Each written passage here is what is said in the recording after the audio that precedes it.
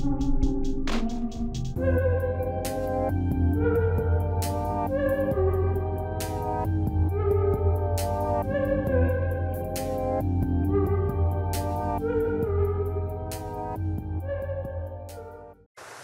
said what? Yeah. What'd you say? No more pussy footing around. No more footing. No more. None of that. None of it. All that shit is dead. All that shit is dead and gone. What you can do is you can put a little more of that kid dog in there. Oh yeah. We're gonna grab the bottle and have it over here. Yeah, you can bring it over here, but it's about gone now, you feel me? Yeah. Shit, pour it. Yeah, pour it up. Yes, sir. I think he might be drinking some Crown, so you can throw that Crown over here. Yeah. I'm not clear. Nah, none of this is clear. Shit, brown like my Miller. I'm drinking some Hendo. Yes. Okay. You recording over there on the audio? Yeah. Okay, that's cool. All right. He's recording? You phone recording? Should we flip it? I said no, sorry. Okay, for real though, what it do, what it does. It's still in down with the Locomotives Podcast Show. We got a very special guest here, CJ. He's actually gonna do something very, very interesting for us. What are you gonna do for us today, man? Alright, so today, while we talk, I need you to do one of your famous drops. It can be any style that you have. So what's good to y'all out there? What's good? So yeah, while we talk, and then at the end, we have to see what you got. Alright, cool. Yeah. I personally love your art. Thank you, man. I appreciate it. You know this stuff. Yeah, I know that. Yeah. But I appreciate you saying it. Of course. Nice, man. I'm glad that you like his art. I personally have never seen his art before, so you know what I'm saying? You guys will be seeing it at the same time as me, so shit. So while we're talking about it, you want to go ahead and get into it? Yeah, so what type of art do you make, man? What's... You know, okay, so it's totally folk. I never went to school for art at all. Like, not even in high school or middle school did I take any art classes. I grew up, and my dad was a graphic artist, and he was just like, hey, here, do this, try this. And, you know, so certain things over time clicked and just stuck with me, and I just kind of ran with it. And, I don't know, I have, focus issues sometimes, but every now and then, or not every now and then, but when I was a kid, what I did was just, I would have trouble focusing on something else, but if I just sat down and had to listen to something, if I was drawing, it was so easy to focus on the speaker. I did that in church. I grew up drawing in church all the time. Nice. Yeah, and What kind of church? Christian, Church of God. Yeah, the one place. Yeah. They preach Jesus, so that's what's up. Anyways, just grew up doing that, and then eventually, around, middle school or something, I stopped drawing. It was all small character design things and monsters, stuff like that up to that point. And then, after high school, I was like, I kind of want to pick the pen back up again and just try things out. And so I started doing just kind of more abstract, flowy stuff. Right. Because I was just kind of feeling a little directionless, kind of wanted to just make that a thing visually. And I've just kind of run with it. So anything that makes you kind of a little nauseous when you first look at it, and kind of twist your head, am I looking at it right? That's the kind of art that I make. I know that there's a lot of different types of genres of art, but do you feel like you're in any type of box or category? Yeah. Funny, so there was this dude that I met the other day who saw my art super just happenstance and in person, and he was like, "Oh, dude, that's so sick. That's Theta RGB." Okay, I thought that was a cool. What is Theta RGB? I don't know what that is. Well, I looked it up. It's not a thing, but so I think what it is. Because that looks like there's one thing that you later looked up was no, seriously, it didn't mean anything. There's nothing on the web that defines what a Theta RGB style is. So you got a lot of LED light advertisements and search results. Right. Are you looking for lights right now? Right. No, I'm not currently. Your art is very abstract, I will say, but in a sense that when I first saw it, it reminds me of Where's Waldo kind of scavenger hunt, but full of different, like you said, wild depictions of things that just make you uncomfortable at first, make you nauseous. Yeah. I've had artwork described as a psychedelic Where's Waldo before, so that's hilarious. It's really nice. That's kind of why I like it. Thank you. But yeah, I'll just start doing that, and we can keep talking or whatever. But if you guys have any ideas or whatever, I don't usually like have an idea of what I'm doing. No, you're good, bro. So I just want to know, like, what's your like inspiration for like your drawings? Do you feel like you draw off of emotion, or is it just kind of off feels, or what? So a couple things. Like, I love cars. I love computers. What's your favorite car? Gears, stuff like that. What's your favorite car? Oh, that's a good question, dude.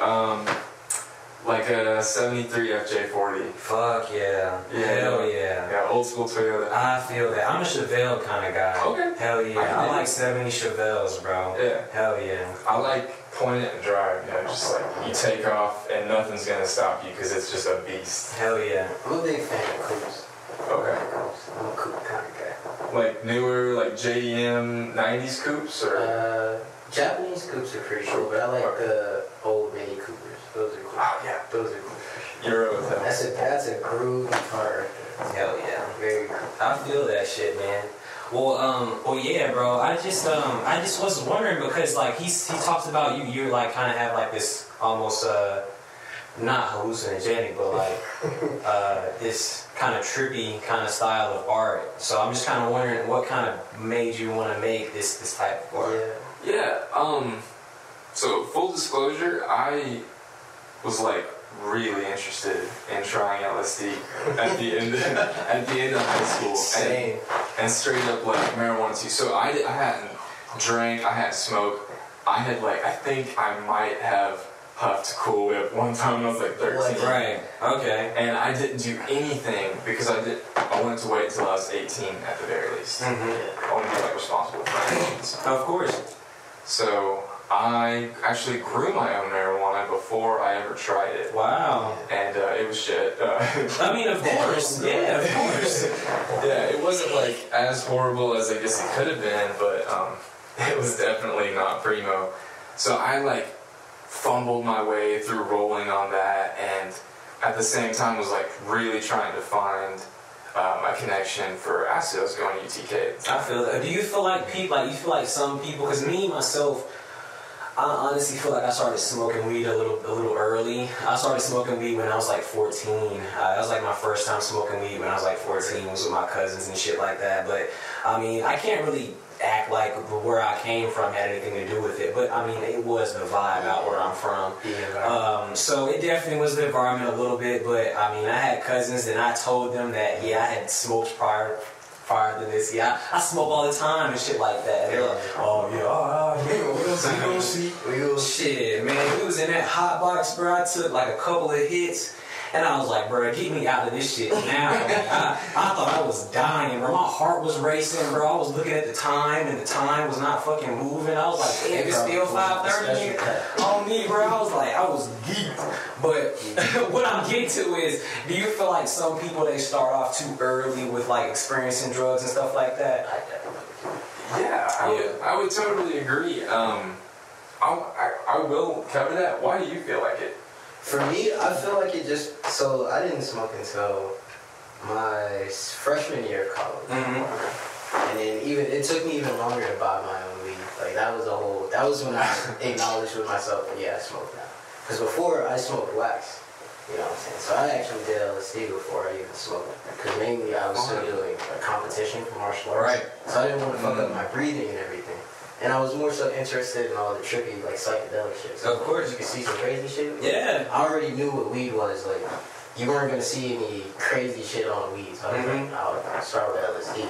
But I think people start too early just because the environment. I feel that. But it's cooler. So I feel like, for me at least, and not everybody is like that. A lot of people, they have real, I guess, they want to explore. They want to explore new shit, experience new shit. But I just was so satisfied with weed whenever I was smoking. I was like, shit, what the fuck else? I don't need anything else. Like, I was actually scared to take any type of drug other than weed, like, for a very long time. Actually, so honestly, maybe, I want to say, maybe like a year ago, it was like my very first time taking shrooms. And shit, bro, like it took a lot for me to like actually fucking take that shit. Like it was a lot of convincing. Yeah, bro, it was like a lot of convincing that happened, a lot of peer pressure, you know what I'm saying? But eventually I was all like, you know what?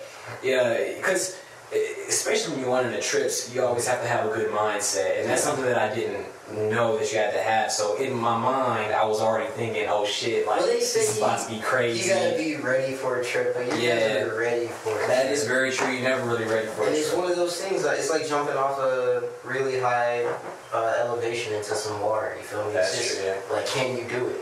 Yeah. Can you go down a rabbit hole?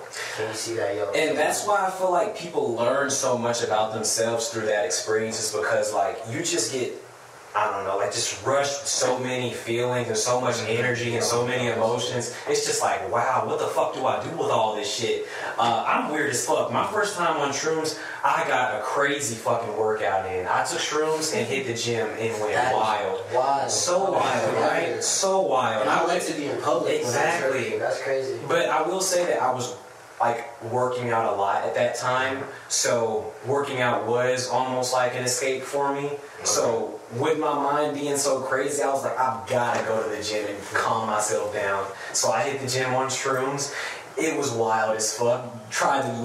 All right, so take that for a second. So you remember that time we were walking through the woods? Yes. I think we went to that like lake area. Yes. Hurricane. Yes, at that time I've never taken shrooms before. That walk down there, I got into some pride. I had taken shrooms before. I was in a primal state. Like I was walking through the woods, feeling like, yo, I'm just walking. I'm a random guy just walking through the woods, connecting with nature right now. I could feel my heartbeat and I could feel the earth pulsing around.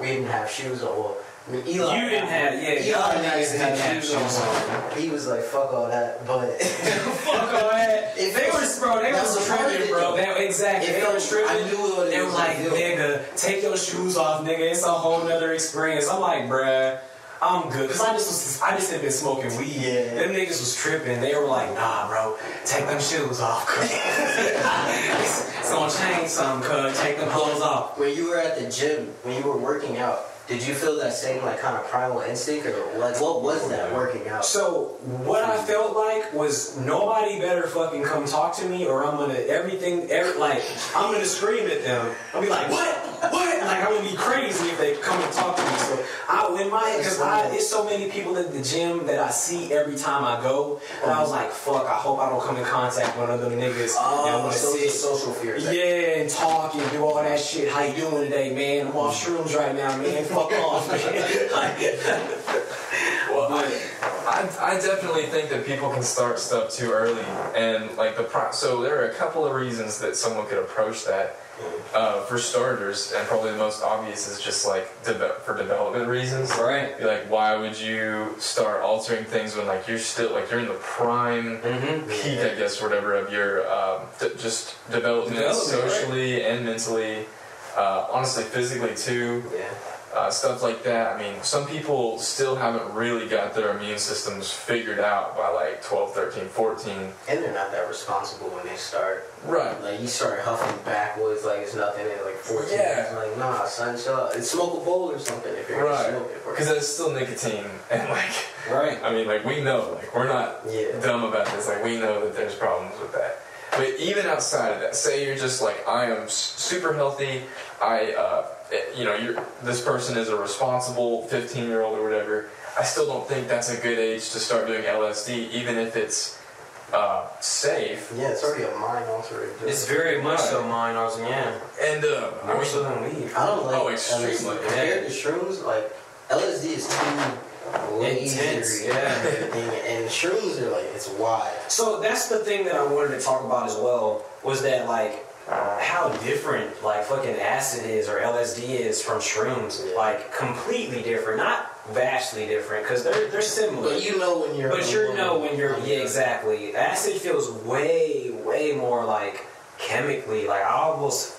You can taste it. You can feel yourself. You can taste that shit. You can feel yourself digesting. Honestly, I thought I was crazy because I felt like I was tasting some shit. But I'm glad that you just said that. Yeah, I definitely tasted like it tastes way different. If you have a real acid or not. So if you don't have that taste, it could be m.b.s. I think it's actually the opposite. Is it not? Yeah, it's the opposite. So it shouldn't be, if there is a taste at all, it should be very, very lightly metallic. But it shouldn't be bitter. Like, you shouldn't put it in your mouth and go, oh, that taste. Well, no, that's not it. It's like... It's how your teeth feel and how your tongue feels. It's the afterwards. It's the afterwards. Yeah. It's not like while it's in there. While it's in there, it's just fucking, it's like a piece of paper, yeah. So, it's funny. Don't do drugs, kid. Yeah, this is all just for educational purposes and harm reduction. But seriously, though, I'm obsessive, right? I'm really obsessive. When I want to get into something, I just want to 110% know. I'm exactly the same way. And I think that's like a good survival technique because then you're familiar with things and you know, confidence is just generally higher that way. But you're not intimidated by those things off rip either. Exactly. Like you know what's coming. But so with acid, I was like, I'm gonna conquer this. You know, so I probably took like a half a tab's worth or whatever from this just street dealer that I had met, and it was supposed to be a full tab, but looking back, it was probably a half tab. Wrote a bunch of notes and was like, this is super cool. Need to find a way to get just clean stuff. So I found clean stuff via the dark web. Shout out. Shout out to the dark web. Yeah. You what? The Silk Road. Actually, right after Silk Road, it was shut down. So I started with, what is that called again? The Silk Road. It was a marketplace on the dark. Oh shit, okay. Yeah. I started with Dream, I think. And then it moved to Nightmare, ironically. And then there were some other ones. Dude, Cannabis Growers and Merchants Co-op. Shout out to all the people who used to get their cannabis and mushrooms from that site because it was the best place ever. Never, ever, ever got scammed from there. And it was an invite-only community. Nice. Everybody was just A1. Nice. But no, I took acid like a bunch of times, moving from that roughly half tab up to, well, the most I've ever taken is 30. But 11 was the highest 30? I ever took. Yeah. Damn. 11 was the highest I ever took in like the learning, in the like the honeymoon period, which got do what? You hold on. You did it how many times? In one sitting? In one sitting, yeah, all at once. So this was like actually, I hope statute of limitations doesn't apply here, freedom of speech. Like this is literally last year, like April. And I lost my shit, dude. I mean, it was just wild. Shit. Yeah. No, I would not encourage anyone to ever. Like, why did you do it? Why? Me and my buddy got drunk, and we bought a sheet like a week and a half prior. Alcohol and psychedelics, that doesn't sound appealing to me. Already when I'm like sober, I'm not really feeling. So how do you feel about psychedelics and smoking weed at the same time? Because I feel like I cannot take psychedelics without smoking weed. I have to smoke. Like it's. So yeah, I mean, and that's kind of like the negative part of it. I used to almost romanticize the like event of smoking after easing yourself into a trip. It's just like, all right, cool, yeah, we're here. Like let's roll up and do a sesh. Also rolling while tripping. Bro, I can't. When I first started, I couldn't do it. You be in a conversation with somebody. Because your pupils are so dilated, you're fucking not even knowing how close your hands are. Not even that low key. I'll be so zoomed in because when I roll, it's intense, like it's intimate and passionate with me. You feel me? I'm talking to it. But other people will always be talking to you while you roll. So you're sitting there having to keep up with the conversation while having to look down at the blunt. And then keep looking back up. You trying to roll it, it's not working. Everything's sticking. Everything's melding together. The background, like that's not in focus. The desk or whatever you're looking at is starting to bend around your hand. So I'll always pass that responsibility on to someone else. Hey, yo, here. I can't do it. My fingers get sweaty and I start having like more weed on my fingers than ever. Yeah. Or it starts just spilling out. Yep. Just like L after L. I always attempt it though, and knowing I'm gonna sit there and be like, all right, yeah, I need you to roll this for me. I'll be like, nah, maybe this will be different. Not this time, you know. This is the time. This is the time I do it. I eventually got really good at it. But I don't actually. So okay, for starters, I don't really trip anymore. If I do, it's just kind of like I was somewhere where it was happening and everybody else was gonna trip. It's not like a bridge thing, you know, but like it's just I'm past that point in my life. But say we're all staying up till 3 a.m. kind of thing. It's like, all right, screw it. Yeah, I'll pop out a journal and just, we'll, you know, vibe. But generally speaking, I don't seek it out. I don't do solo trips anymore or anything like that. But about the weed thing, I don't. I do smoke still, mostly like a CBD THC blend, so it's pretty mild, all things considered. But I do not. If I'm gonna trip, I don't smoke anymore while I trip because I feel like my body is going to explode. Like I literally feel like my blood pressure is soaring, even though it's not because I've checked it. But yeah, I get this feeling in my fingers, especially if I'm drawing, because I'm like putting pressure on the tips. Oh, so you get tight. I know what you're talking about. I know what you're talking about. Yeah, because when you smoke, like especially if you start coughing or whatever, that has sent me down a spiral while tripping. Because I can feel my body like wanting to tense up, and then by the time I realize I'm not trying to tense up anymore, I can still feel my body tensed up because I was coughing and I'm tripping, so I don't really have the complete control. Acid is so weird, bro. Every time I take, I've only taken acid twice, but the 2 times that I did take it, I've always been like, why the fuck did I take this shit? Yeah. And then at the end of it, I'm like, yeah, that's why I took that shit. Yeah. Okay, that makes sense. I used to feel that way because I would take it with people who didn't want to do anything, and so it would just be one, you blow down a quarter of weed minimum. And barely feel it. And barely feel it. It's you're just throwing them back. I see how people get fucked up and blackout drunk at parties and I just throw them back. Because if I was sober, I wouldn't be able to smoke that much weed in one sitting and still be able to talk to you conversation. Like when I'm tripping, I don't cough. Damn. I don't. Interesting. If I cough like a lung up. Yeah. So now for me, I always look for what I'm gonna get out of the trip whenever I take one. Do you guys look at it like that as well, or do you just kind of go into it? I have a test for when I'm tripping, so I just like use my hand, and if the after images aren't tripping out as intense, I'm like, all right, so this is. Hey, if y'all want to know how to test yourself, fucking wave your hand back and forth like this. I'm telling you, dog. There's been so many times where I've been out, and I was just like, yo, what the. Alright, yeah, you don't know. That's the real. That's the real test. Funny. No, I'd say so. Like in the beginning, probably the first 5-10 trips, I would theme them. I'd be like, this one's about patience. This one's about responsibility. This one's about organization. Hell yeah. And some of that stuff, honestly, was probably super beneficial and positive overall because, like, I mean, I could tell you probably 99% with accuracy of what's in my backpack right now. Like I try to keep record of stuff now, and a lot of that was like mentioned in school, but then just hit home. You know, all bases home run on acid because it's just you don't want to be anywhere. Some of it's like fear of screwing up, and other parts of it is just like you recognize that this is probably beneficial for the future too. But you don't want to go anywhere. It's because it's your mind. Something. And that's kind of why that's why I did a lot of research on just drugs in general before I like started, because I knew it was gonna be right. Oh, speaking of tripping, you got some huge ass fucking pupils, nigga. God damn. Really? Yes. For there to be all this light. But what was I saying? Oh yeah. So like it's your mind, and that's the one thing. I think that's the fear that people. That's the unspoken fear that people don't like to talk about when you're tripping, or when you know people who trip. And it's the fact that you can very easily lose yourself. Very easily. Like that, because you don't know what the fuck you're taking. Number one, especially with acid. Like that's some government made shit. I low key. That's why I don't really fuck with it, because they even made it in the lab. You feel me? Shrooms I can get behind. I mean, the Swedish government, if anything. Hey man, the government's the government. But the Swedish government's better. Nah, that's shit. They're all shady. All the shady. All the shady shit. That is a fact. Can't get behind it. That is a major fact.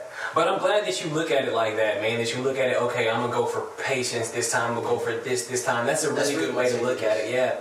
For me, every time that I've taken acid, the way that I've looked at it was I felt like I was hitting a reset button.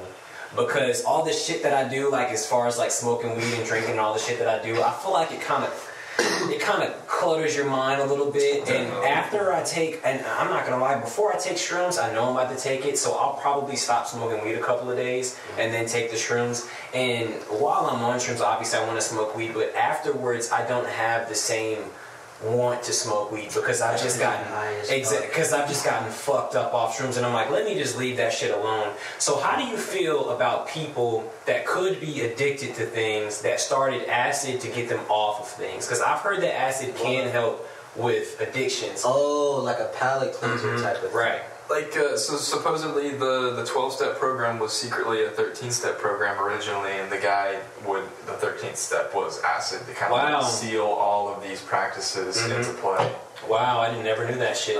Yeah, whether that's myth or fact, I couldn't tell you, but that's just what I've heard. I don't know. I mean, I definitely regard it as a medicine. Me personally, I know that, like, you're not supposed to be able to get addicted to acid, and I definitely didn't get addicted to it. But you can create a lifestyle around it quickly. You see it with people. I can never even think of getting addicted to acid because it's so crazy. Like after you take acid, you don't want to take that shit again the next day. I know people who do. That's the thing. Some people love that feeling. They do. Low key sitting in that like dark feeling of acid, like when you get to like the point of a bad trip, like. I'm the type of person I kind of like that shit. You feel me? Some people can't handle it. Some people don't like that. So a trip starts getting bad. They don't. You know what I'm saying? They take it harder instead of trying to lean into it. Some people when they come out of a trip, they're like, all right, yeah, let's take another sheet. Shit like that. Yeah, just to push the boundaries. And you can't take acid back to back. Okay, you can't. It will not happen physically. Like it won't, but it'll still like be in your system and be fucking you up. And you can still get peripheral effects even if like the main main recreational effects aren't there. But yeah, 2 weeks, right? 2 weeks tolerance reset. I used to try to space it out a bit more just because my mind is one of my most valuable things. Like people just always told me that like younger being smart, and so that was kind of I don't know why I thought acid was better than weed at the time, but it was just like, hey, I would much rather do this than this. But the one caveat, you might go insane afterwards. You may not be the same person in the most dire sense of the phrase. I'm pretty proud of the fact that I'm still like cooking, you know. I haven't even talked about bananas or anything whack like that yet. And like I'm not gonna talk about bananas. I'm just saying like I haven't lost my mind and I've done just an absolute crap load of acid. Yeah. So that's thank you for hippie flips or Jedi flipped once with a small amount of MDMA. Wow, I don't know what's that. So the flipping is when you have 2 different drugs, so LSD and shrooms. Poly drug use. Yeah. Wow. LSD and Molly, shrooms and Molly. Technically, weed and LSD is something. Jedi flip, okay. Yeah, Jedi flip is supposed to be those 3 hippie flipping supposed to, well, depending on who you ask, it's mushroom and Molly. I believe it's acid and Molly. There's a couple other ones. I mean, there's like, Nexus flipping is supposed to be combining 2CB and acid. Like, I mean, you get a drug that promotes creativity and then a culture around poly drug use, and you're gonna have like names. Right. Like this isn't exactly the same thing, but you mix like your CBD with your weed too. Well, what's the point of that? Why do you do that? So like part of the reason that I stopped doing acid and also stopped just smoking straight up weed was that weed is too strong. Like we have bred almost all the CBD out of this shit, and it is meant to be there. It's there for a reason. All of these other cannabinoids cause this what are they called? Entourage effect. Mm-hmm. So like CBD, CBN, CBV, and I mean like there's literally like 100 and something of them in super small amounts in regular weed and hemp. Well, I freaking get panic attacks if I smoke your regular old marijuana from Colorado, California, whatever. Like I smoke that chronic, I get chronic anxiety. It's just ridiculous. That's why they call it that. So damn, I fucking hate that for you, bro. Me too, because I used to smoke a lot and never get it. That might have been what did it to you, though. I smoked too much. Shock effect, yeah. And it's like shock. It's like a forced allergy kind of thing. But if I combine it, like I went to Salt Lake City. Did you ever take dabs? Did you take dabs? Yeah, I used to dab all the time. That's probably what it was. Yeah. I started with. I used to distribute. Ah, see, okay. So I was part of that supply line. That's how it came. Okay. Very nice. But there are other reasons that we get along very well. Hey, Okay. See how it worked out. See how it turned out. Nice. Now, look at it. We worked on a whole book together. You just don't even know that. Yeah, that's true. There you go. I've been keeping that under wraps, but And the sneeze cover. The sneeze. I didn't know you did the sneeze cover. He did the sneeze. Oh shit. Cover. Nice, Turned it bro. into merch. That shit was nice, bro. Thank you. That gives you a good idea of like what the style is like. It's Right. like super flowy. Okay. Yeah, I remember he mentioned like something about like SubWave. Yeah, so that's SubWave like art. He gave Yeah. me his IG, and his IG is the same handle. I'll let you go into this, but like I saw it and was like, whoa. I started scrolling through all of his art because he has it on his Instagram. Right. And so after that, I was like, yo, I have so many creative ideas to like put your style into like great use. Mhm. You feel me? And so one of the things was album cover, album art turned into merch, and I knew it was gonna be it made a great shirt design. Most of the stuff he makes anyway. So. Yeah, that's what I kind of wanted to get into, man, because I saw that one like little drawing that you did there, I guess, before we started the pod. And it looked like it would go perfect on a t-shirt, like an Obey t-shirt or some shit like that. Yeah. Thank you. But do you feel like you like, because you said that you started kind of like in graphic design, like with your dad and everything like that. Do you feel like that's something that you want to Yeah, like transfer pursue. to? Or yeah, kind of. So I mean, What's your ultimate goal? I don't know, man, dude. Just literally, if I don't draw, if I don't make music, if I don't make like goofy ass videos, then I just don't feel very fulfilled. And so it's like a little bit of productivity, a little bit of just expression, and mostly just having fun and like feeling like when I put my head to the pillow each night, I want to be like, oh yeah, that's what I did. Like, what did I do today? I watched eight episodes of whatever. If you're like, what happened? Well, I don't even know. I could tell you what happened on the last episode, but I can't tell you what happened on the first. You're like, no, I drew that. You're like, what did I draw? I kind of forgot. You go back and look at it. You're like, oh yeah. And so my stuff is like super ADHD, and so I like forget a lot of the stuff that's in it, and I go back to look. And oh, that's right. I put a little llama in there, or whatever. Nice. Well, this barber that I just had a couple days ago was the very first time I had him as a barber. Mm-hmm. He asked me a question that I've never been asked before. It was like, man, what's your why? So I think that's a really deep ass question, bro. Yeah. So what do you feel like your why is? Like, why do you do everything that you do? Man, to be honest, I love the Lord, and I want to be around as long as He wants me to be. Of course. And so while I'm here, I'm gonna just do things. I'm gonna make my imprint and record, archive as much as I can. If it helps people out, cool. If it makes somebody smile or whatever, awesome. Like I can pass knowing that somebody got something out of it. And I've already gotten there, so I'm content. I'm just doing it now just for the heck of it. Of course. But yeah, I don't know. And on the graphic design question too, I don't know if I want to necessarily do like t-shirt designs or anything. Or fashion design, any type of thing. Yeah. But like logo creation, I'd love to design a logo for somebody. I feel like some of this stuff is a little too busy way too busy for logos. But I also I learned a lot about some of these patterns and shapes that I could just put something really simple down. Actually, I do that a lot. Just design logos just for fake companies. Oh, I was about to ask, who do you design logos for? Yeah, just companies I come up with. And usually they're jokes. They're like dad jokes or something that the company is. You should start doing that with startups, though. Reaching out and being like, hey, that's fair. here's some logos. Try to get attached to some projects. Go on Kickstarter and just start scrolling. Hell yeah. For real. No, serious. But talk more about SubWave art, because I remember when we met at this skate park. That was the first time you ever explained it. Yeah. All right, so yeah, so before, you know how artists use monikers? It's like an age-old thing.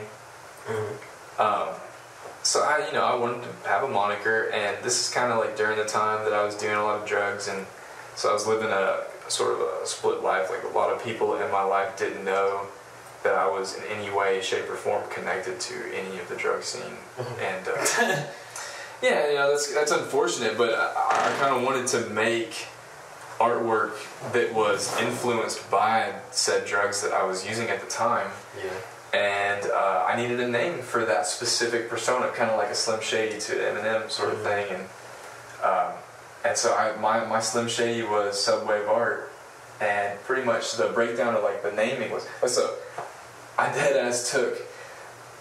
Sorry, Allison Willett. That was my old boss.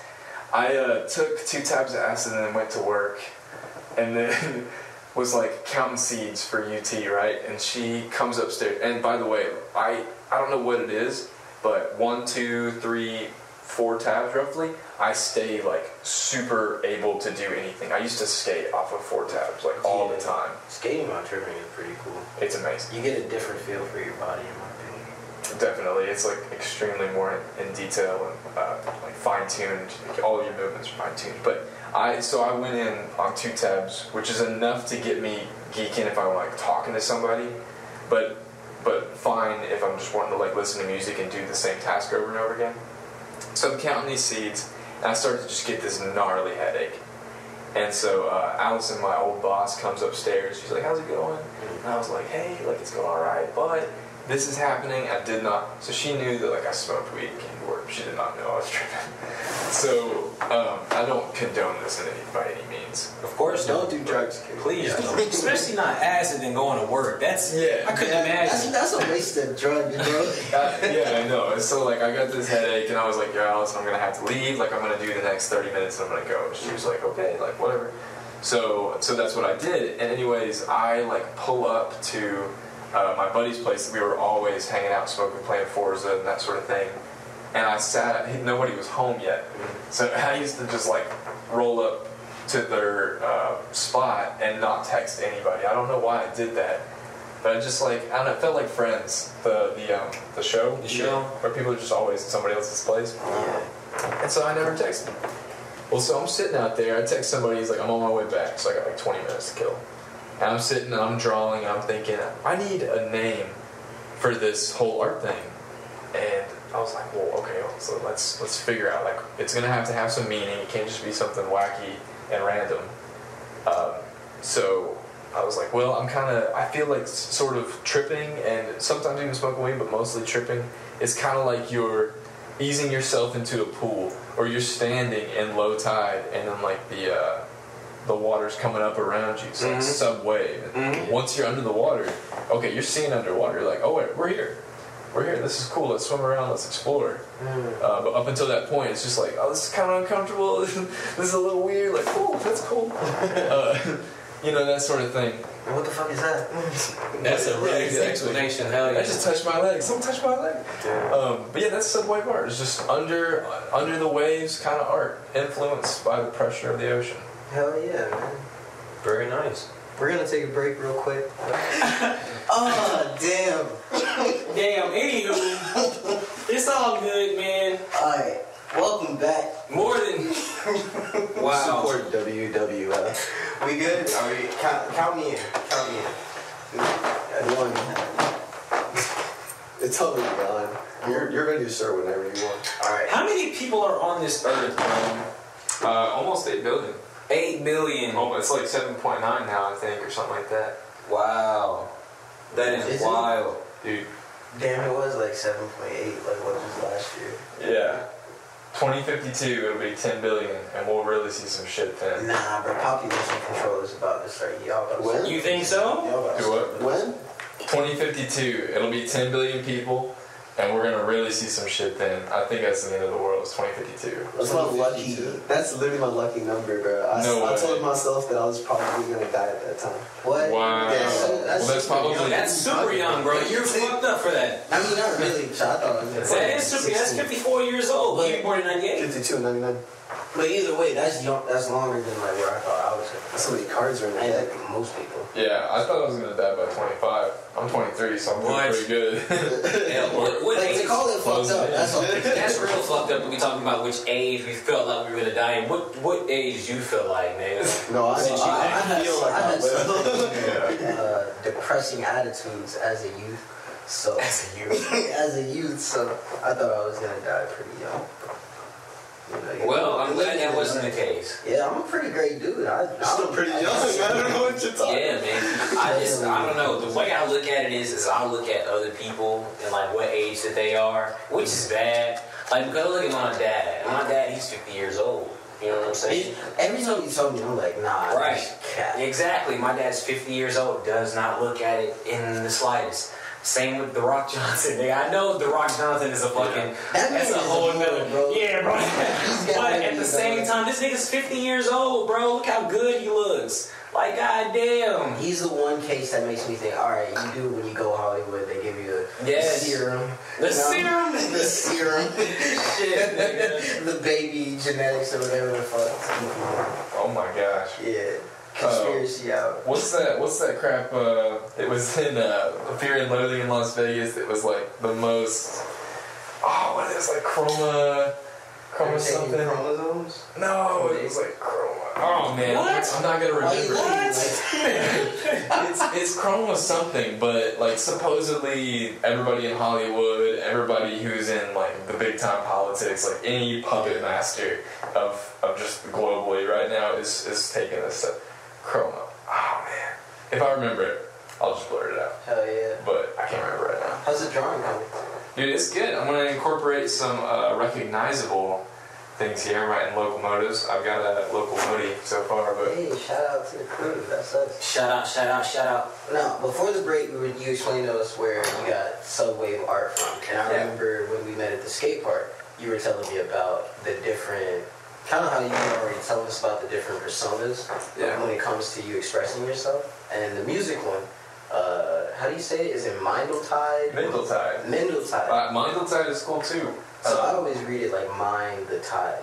Yeah. Mind L-E. Yeah, because you know, but like whenever it's like pronounced, I think it's easiest to spell it when I say Mindletide. Maybe it's not. Maybe Mindletide is better. No, but I never say it like Mindletide. Oh, In my head, sure. it's still Mind the Tide. Right. Just me automatically translating that L-E. Because it's like when you say La Casa. You feel me? It's the house. Or like French, like lay. So in my head, it's always, instead of Mindletide, it's Mind the Tide. Yeah. Which is so great, because when I listen to your music, it's then like, oh, dude, this fits the type of music I'm listening to. Heck yeah. But how'd you come up with that? Yeah. So it's the same thing with SubWave art. Like I wanted to be able to have a moniker that was specific to a certain art form, which was in this case music. And I wanted to do the same thing as far as like be a place where I could get essentially screwed up in the head and then just make some music. And granted, my earliest stuff, it was just like super horrible and like didn't even know what mixing was, hadn't even heard. Before the mix. Yeah, like pre-mix and then already posted, like did not have a clue how to do any sort of sequencing or arrangement or whatever. Pretty much me just playing with echo and reverb effects and like yelling into the mic. That stuff I never labeled as that producer because it was kind of just a learning curve. But so you were aware, like, was it a quality thing or was it this isn't who I want to put out stuff under? Yeah, I was putting it out there to record it just to like so that I could come back to it and see like, okay, yeah, this is like humble beginnings. This is how crappy it was to begin with because I had no clue. But I was just teaching myself the DAW. So that was part. But Teaching yourself the what? The DAW, the digital audio workspace. So that's what Audacity, FL Studio. Okay. Yeah, stuff is cool. Which I use Logic because I'm not a Mac fanboy, or an Apple fanboy, whatever. But I just really love the stability of like Mac OS. Mm-hmm. I dig it. But Mindletide. What is keep going? Mindletide though, so like mind lay tide, like watch the tide, which is something that I'm not a surfer per se, but it's something that I would imagine, or maybe I have heard surfers say before, where it's just like, hey, like keep in mind that the tide is like such and such PM or whatever. Where are you from? Are you from anywhere that has? No, dog. I'm from Cleveland, Tennessee. Like born and raised. Lived in Knoxville for about 2-3 years. Yeah. I've surfed once and surfed horribly. My current longboard setup is like built to feel like surfing on asphalt. Wow. And that's in preparation because I want to go back and actually be prepared to surf properly. Wow. Okay. Well, why do you like longboarding? I mean, for years, I've gotten on everybody's ass that longboards and that doesn't have a coochie in between their legs. But that's not the point that I'm trying to make. The point that I'm trying to make is why do you feel like, why do you longboard instead of skateboard? And I asked the same thing to my homeboy Carlos, because I really don't understand. You longboard? You don't skate? I used to. He used to, but he pussed out, bro. He started doing the longboarding thing, and he was like, "This is me." He was like, "This is my life now. This is my life now." So what made you change over to this lifestyle? Yeah, so like back whenever I was a freshman in college, I was dating this girl, and It all starts with a girl. yeah, Ruined it all. and I never considered myself a skater in any sense. Mm-hmm. In fact, I tried to skate maybe 5 years prior and was just like, not happening. Ripstick, maybe. Bike, yes, all day long. What? You much rather use a ripstick than a regular skateboard? Well, not anymore. Ripsticks are fire. No, ripsticks are fire. I get it. They are hard. But at the same time, like, opposed to like a longboard and a If skateboard, you didn't have to constantly do this with your legs back and forth, that shit is a lot of work, nigga. It's If a you didn't lot have of to do work. that, it'd be a great invention. But I used to use it like a workout. Like I ripstick before I did anything else. Mm-hmm. So then, throw the ripstick away, like the back wheel's done, alright, gotta get a new wheel, can't drive yet, so let's just move on to something else. And yeah, fast forward like 3 or 4 years, I'm with this girl, she's like, hey, I'm gonna go longboarding, like, you know how to longboard? Like, no, never done it. Wow. I really don't get why it was so hard for niggas to ripstick. Like, I don't get that shit at all. Yeah. Like, people made it look like it was so hard to ripstick, but it was so easy at the same You time. had to walk forward alternative. It was Right. kind of like you were trying to jiggle your Exactly. shoulders.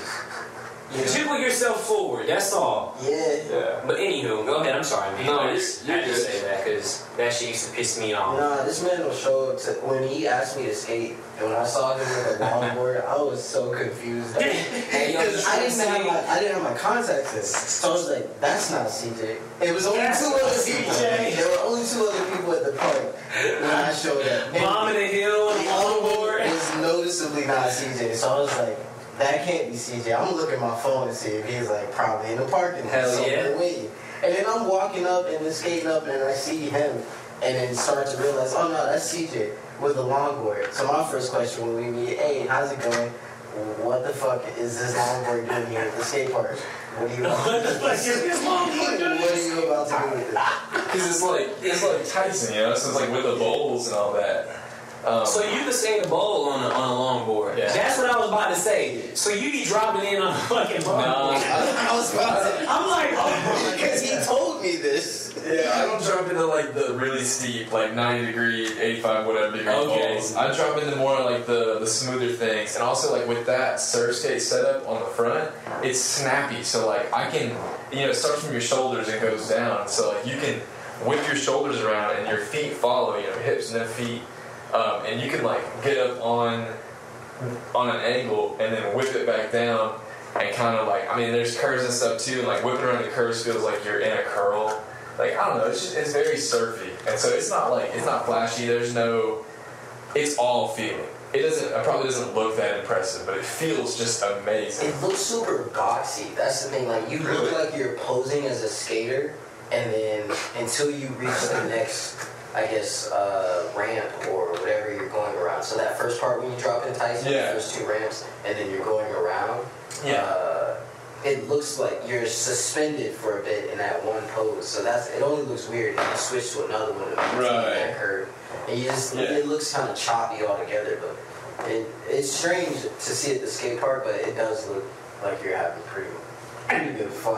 Pretty good amount of fun. That's all that matters. Yeah. Compared to trying to hit tricks and shit, like just on a regular board and seeing all the people with a regular skateboard outskate you, I was much more impressed with the fact that he was actually longboarding. Mm-hmm. Even after he told me, hey, this is what you can do with it, and then he said that he wasn't dropping in, I was like, man, what the fuck? Now I will say this: longboards are fucking high, bro. Longboards are so high. It's a lot more wood. Yeah, that's the main thing that I kind of respect longboarders for is that, man, whenever they get a longboard, it's a real investment, bro. Because I used to sell them hoes, and bro, getting them $400 off, like $420 something sales off a longboard, them shits used to be nice. You could not catch me paying that much. Nice. But I mean, you know what a lanyard is? You ever heard of lanyard longboards? That you skate a lanyard?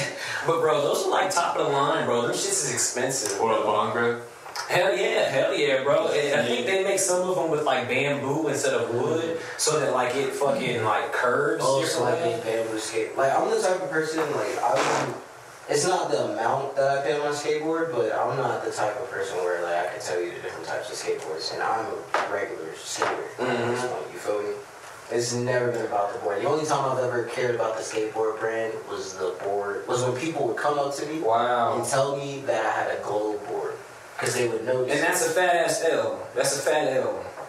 Having a globe board, somebody just gave it to me. It wasn't like I went out and like was, hey, give me the globes. Give me them globes, nigga. I'm a globe type of guy. I'm a globe trying. I feel that. I'm a globe trying. This nigga here. Nah, globes are great, but they're just kind of they're heavy.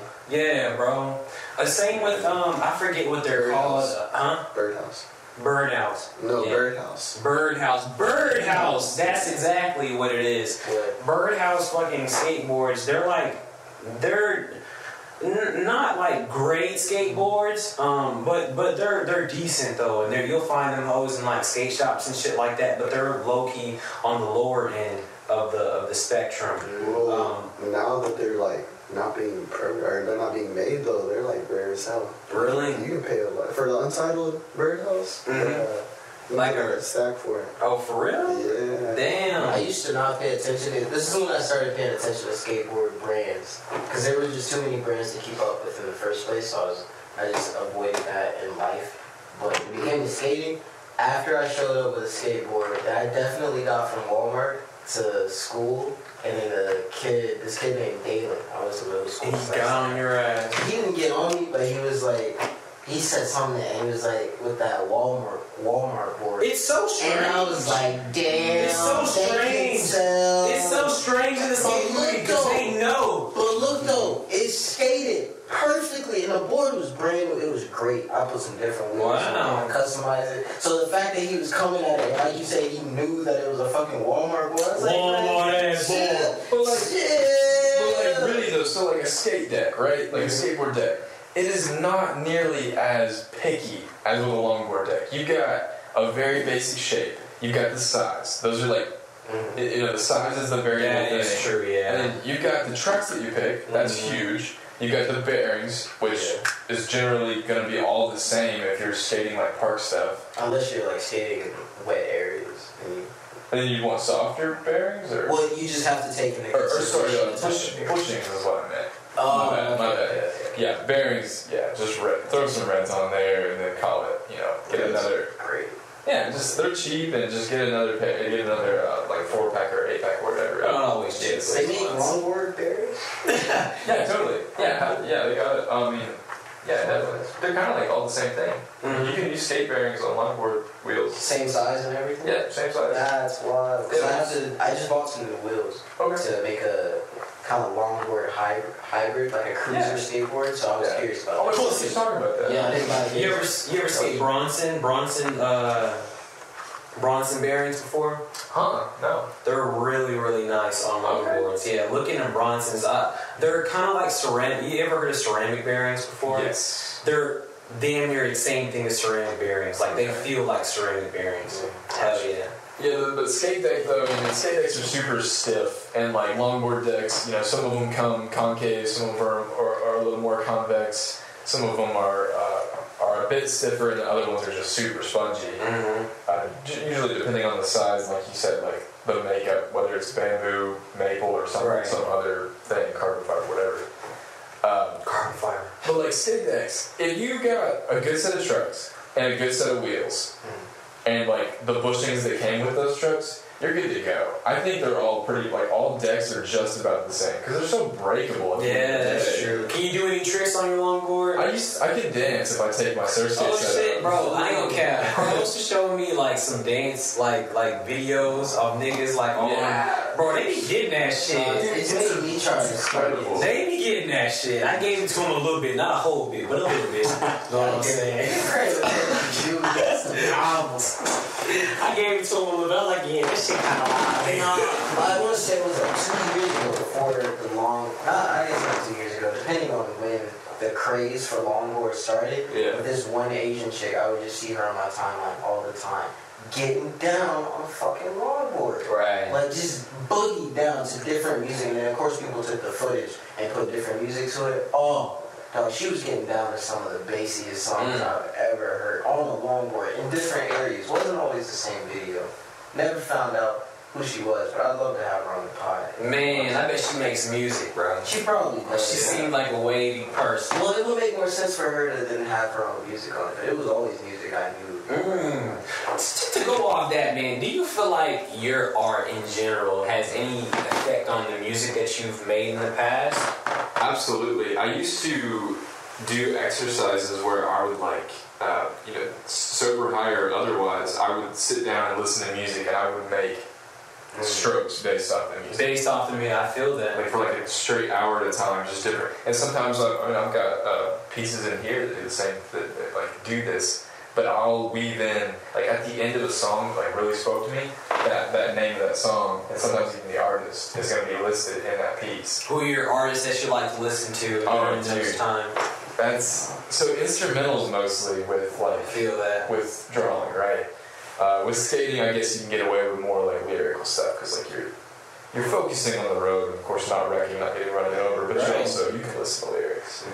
But like whenever you're in your own head and you're drawing or whatever, I don't know. I mean, Goose-Step, of course. Some electronic stuff. Kind of like I just got recently introduced to Charles the First. I don't know if you know what that is. I don't. Down tempo stuff. Down tempo stuff is kind of just like my shit. I don't like it when my heart rate is above 130. So I try to keep my BPM of the songs that I'm listening to below 130. Do you work out at all? Yeah, I mean, skate. I skate and work out, and I run on occasion too. And then at Lowe's, working in the garden center, I am lifting mulch like all the time. No less than 100 bags in a day. How long have you been working there? 4-ish months. It's been hot probably the whole time you've been working there. Yes, sir. No, the beginning was started in February. Yeah. Oh, okay. But you would say you live an active lifestyle. Definitely. Okay. Yeah, I'm constantly walking around. I didn't have my license for like 2.5, 3 years. Like I got to take it away. So I hate it. You don't have to go into the story. No, I'm not going to go deep into it, but just pretty much all you need to know is I didn't have access to drive myself anywhere for like 3 years. And even if I had a car available to me, but I had no license. And that is the most frustrating thing. Don't ever get yourself into any sort of trouble where you don't have the ability to drive yourself, because it'll piss you off. And you'll end up walking everywhere or asking people for rides, and you'll feel like crap. Or skating. And actually that's like the big draw to the longboard. You guys buy a longboard? I used to bike everywhere and get flat tires, and then walk my side with a flat tire to the rest of the location. You can't get a flat tire on a longboard. Very true. That is a fact. And they have electric longboards now. They didn't when I started. I mean, they didn't have decent ones for a decent price. But yes, they totally do now. How do you guys feel about those? I've only seen those like little boards with the fucking fast wheel. Unicycle? Yeah, I've only seen that. Electric unicycle? Yeah, I haven't seen no electric longboard though. They don't call them what they are. They're unicycles with a motor. Unicycles. Unicycles. Yeah, one of them's pretty cool, but like e-skate, just in general, e-skate culture is picking up. I think it makes it more accessible for people who would consider themselves less than averagely athletic.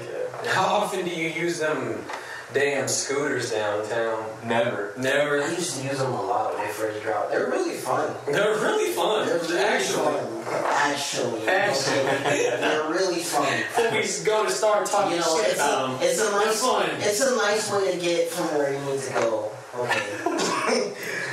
But no, those scooters are legit. And they're cheap, dog. They are cheap. It's great. I see the look in your eyes, whatever. I don't have any type of look in my eyes, bro. They're cool as hell. I'm cool with these scooters, bro. Hell. It says in the thing whenever you get the app and you're about to sign up or whatever, it's like, you must be this many years old and have a valid license. A valid license. Like, they don't even ask you for it. Scan your barcode. Okay. Right. Yeah, you don't have to scan that license. You don't have to have it on you. You just have to have been driving something before. Wow. I hate the apps, how many apps you have to get for it. Right. Well, that actually makes a little bit of sense. So, which is crazy.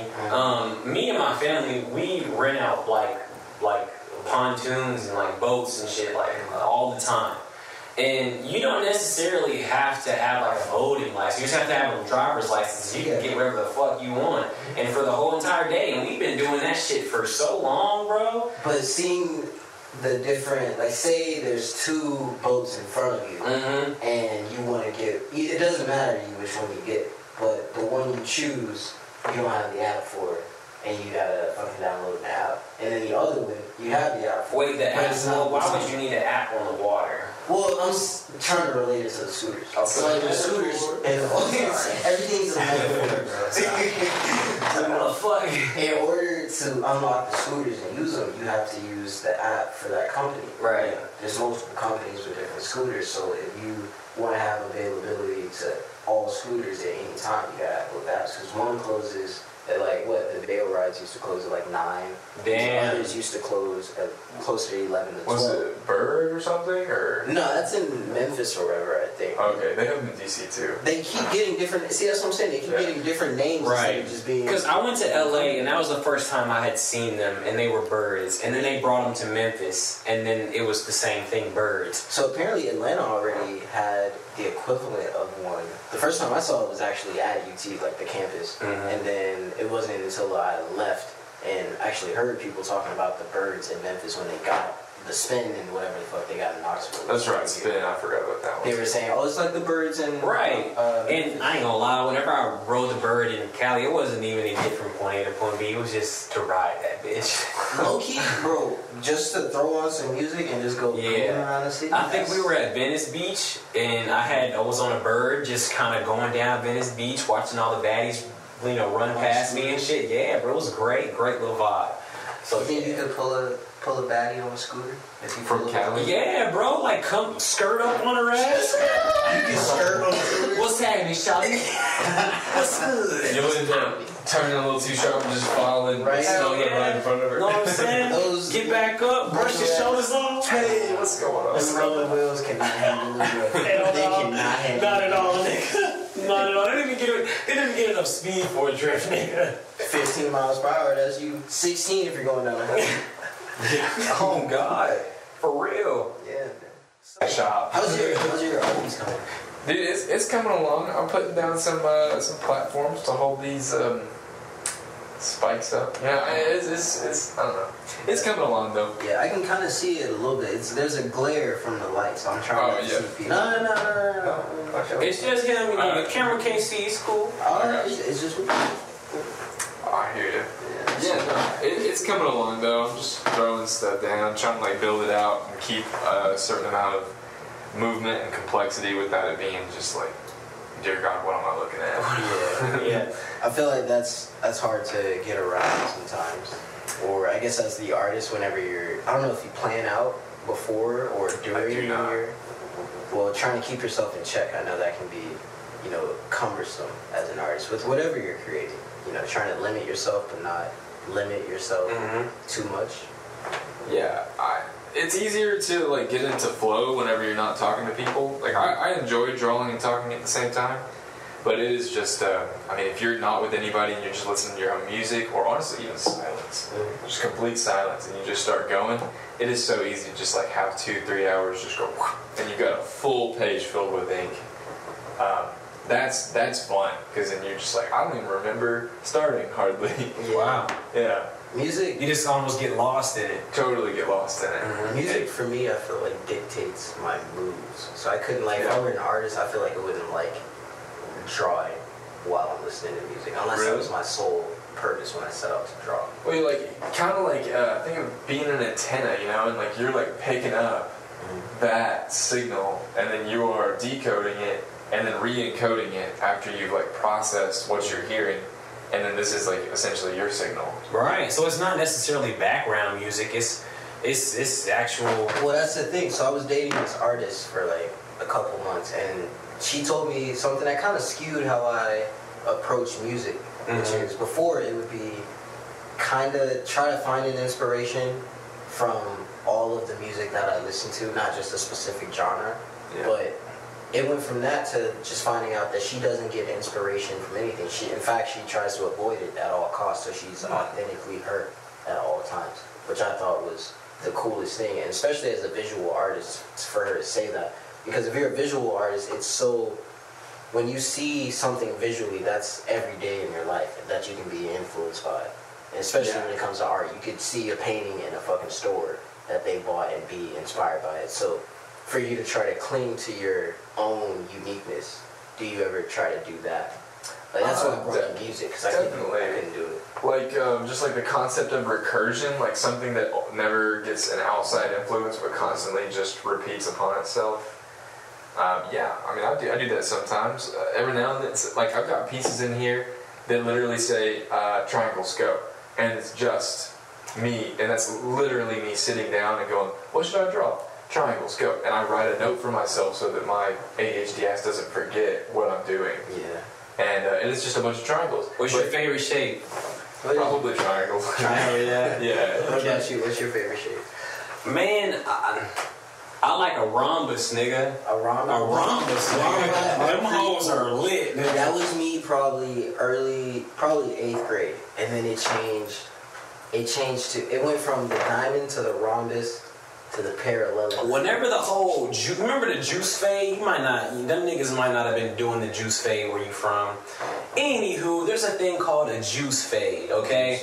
And the juice fade is based off the movie Juice, right? So you know how he had the little curve in his head? He had a little Tupac? Yeah, Tupac had a little curve, yeah.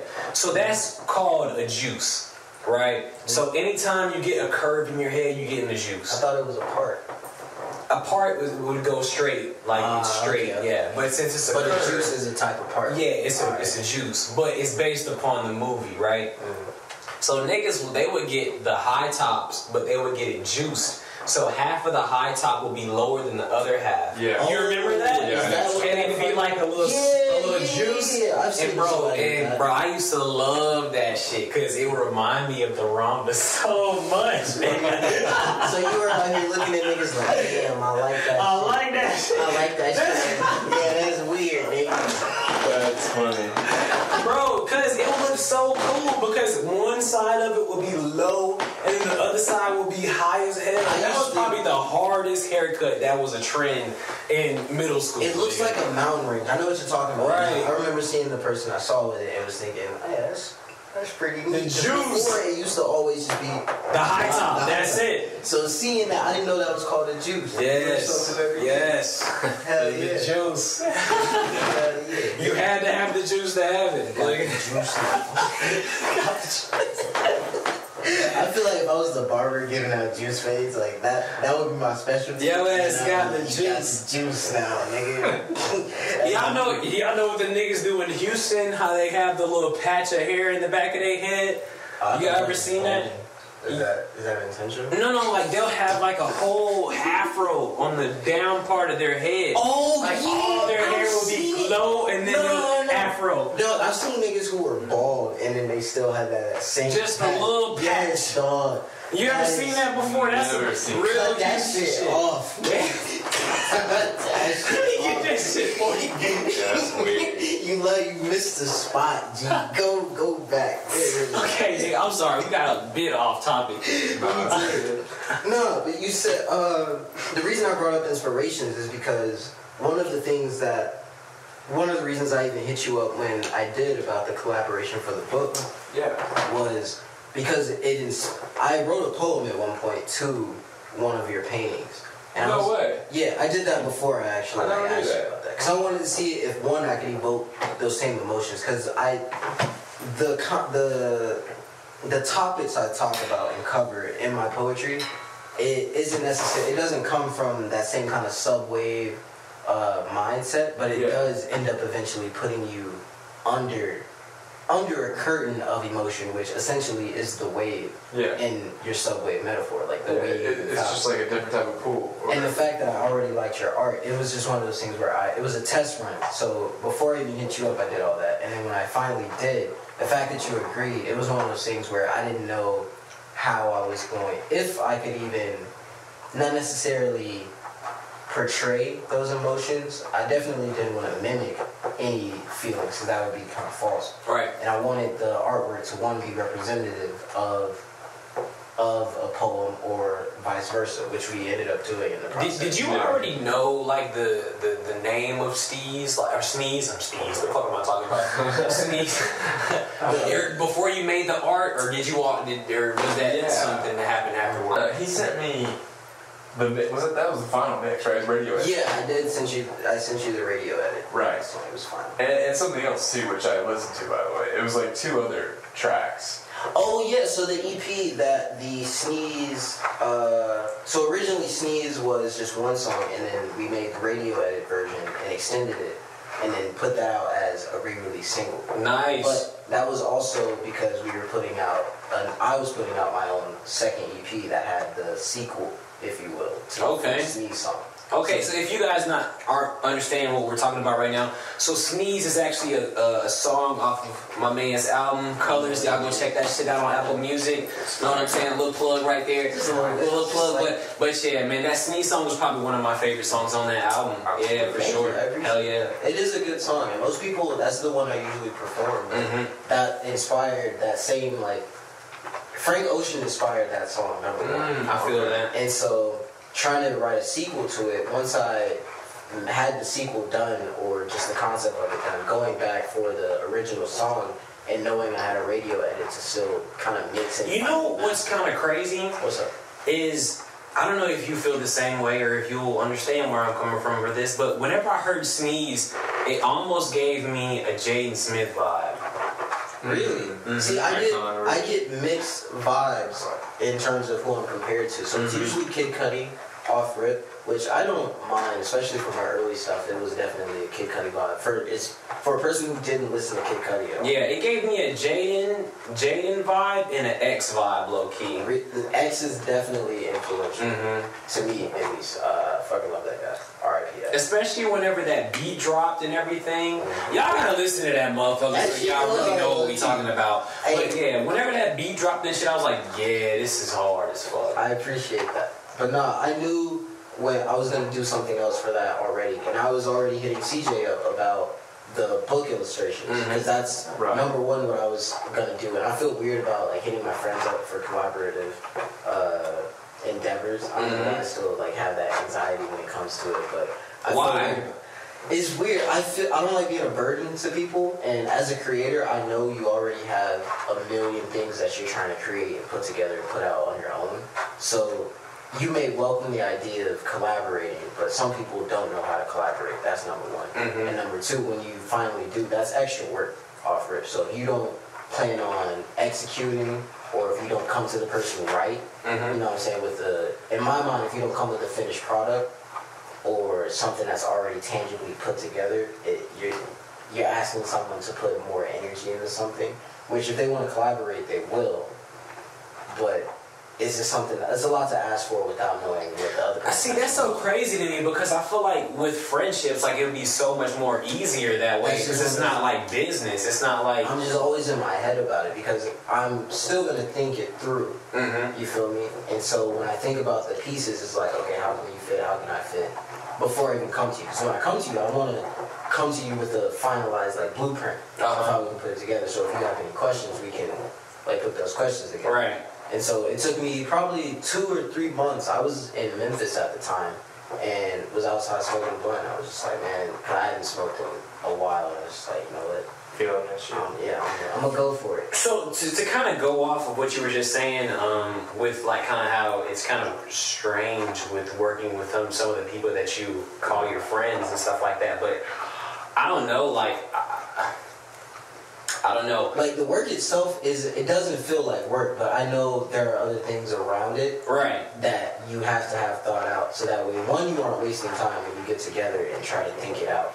But I feel as if, like, with this whole podcast shit, honestly, like, off of set, me and you were really good friends, but honestly, I feel like, if I'm being real, I feel like our friendship relationship and, like, our business relationship are in 2 completely different boxes. And they always are. And they always should be. But you know what I'm saying? With creating, and CJ, I don't know if you can fully relate to this yet, because like you said, you don't like to monetize your art yet. Right. I guess.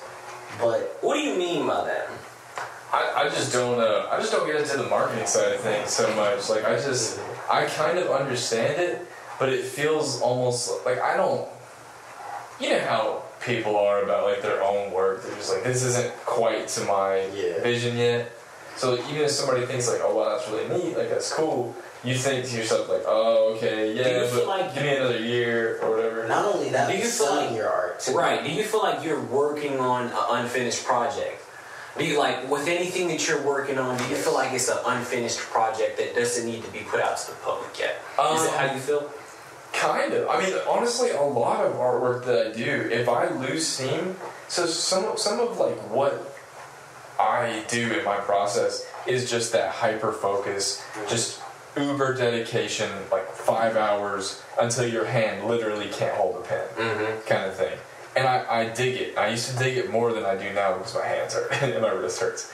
But yeah, there's a lot of stuff that I took a break. I got too tired. It was 3 a.m., whatever. You come back to it, you cannot pick it back up. It's like some stuff you can, most stuff you can't. And Oh, go ahead. oh no, you're good. Just like there's like a lot of stuff that I wish I finished, but it didn't get finished, and I still put it out on Instagram just to like. It's all to remind myself later, like, hey, this is the things that you struggled with then. This is what you're good at now.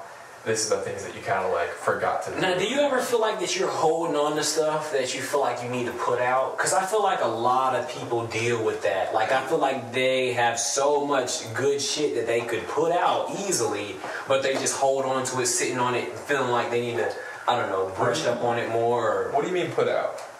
So, essentially what I'm meaning is, do you feel like there's any projects that you have fully completed, fully are done with, that you feel like, I don't want to put that out yet because the world's not ready for that shit yet? Oh, I gotcha.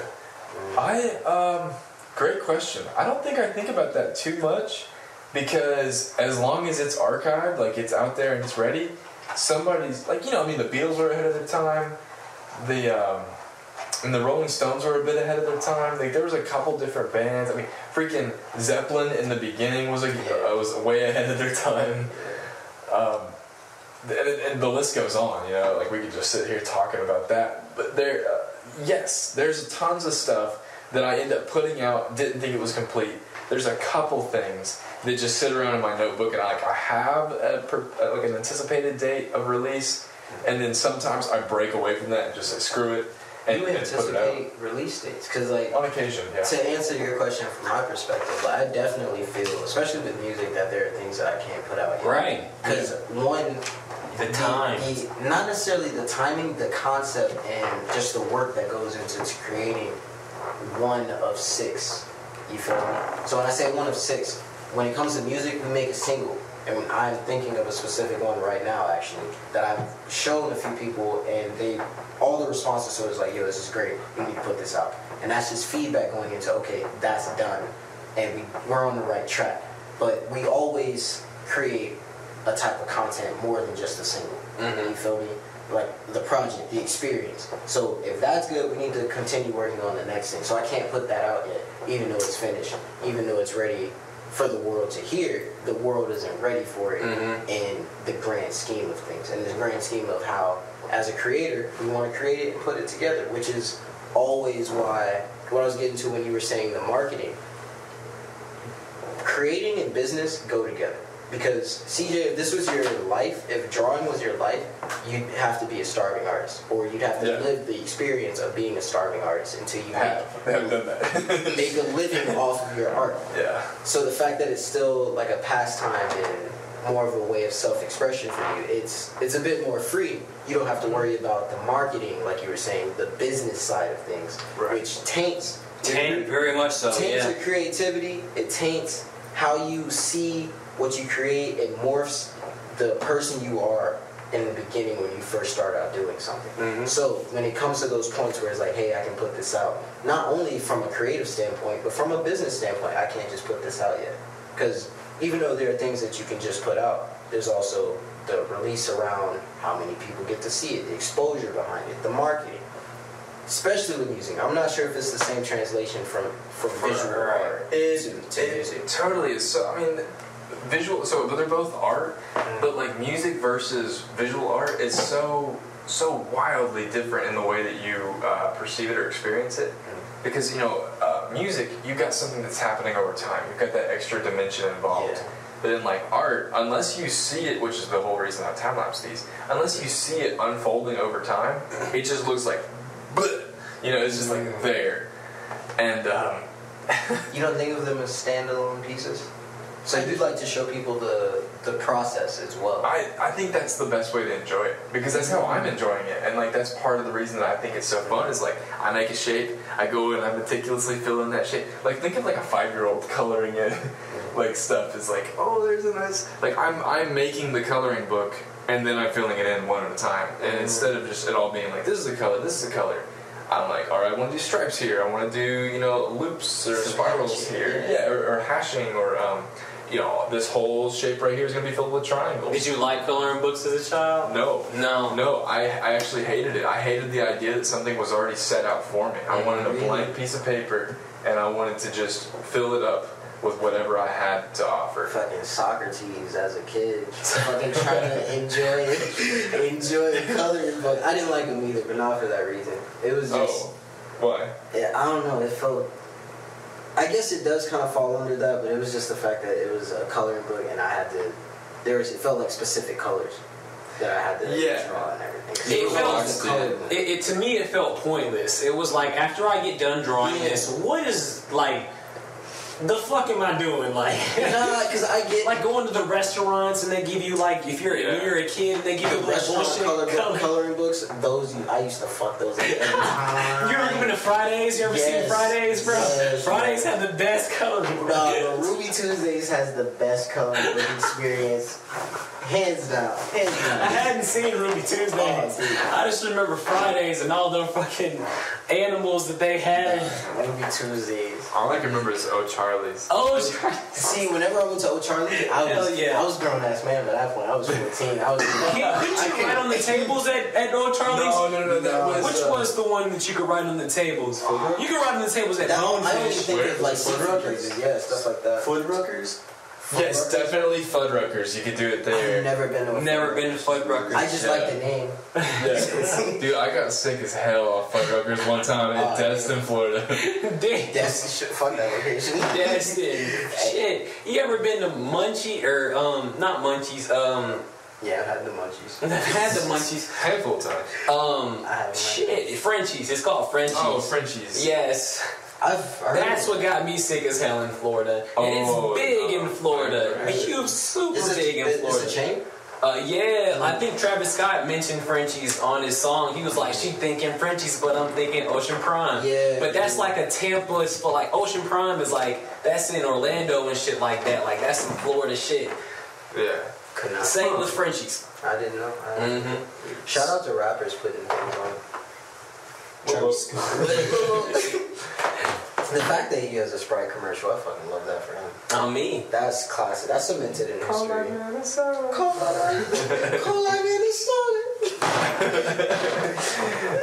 I just sound the headphones for you guys. It didn't sound terrible, but I wouldn't say do it again. But anywho. Definitely about to.